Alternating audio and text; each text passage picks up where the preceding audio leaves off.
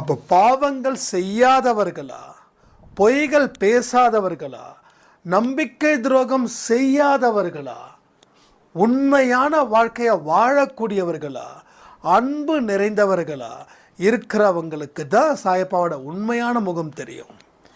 But இதை எல்லாத்தையும் தாண்டி ஒரு பொய்யான வாழ்க்கையை வாழ்கிறவங்க சாயப்பாவை கும்பிடும்போது அது சாயப்பா இல்லை, சாயப்பாவுடைய உருவத்தில் இருக்கக்கூடிய ஒரு கொடிய சாத்தான். இது எல்லாமே ஒரு எச்சரிக்கை தான், எல்லாமே எச்சரிக்கை. நிறைய பேர் கடவுள் பேரை சொல்லி ஏமாற்றுபவர் இருக்காங்களா இல்லையா? நீங்கள் நம்புறீங்களா இல்லையா? அப்போ கடவுள் பெயரை சொல்லி ஏமாற்றி கொண்டு இருக்கிறவர்கள் ஒரு சாத்தான கடவுளாக நினச்சி வணங்குறதால அவங்க புத்தி, அவங்க மனசு எல்லாமே எங்கேயோ போயிடுச்சு.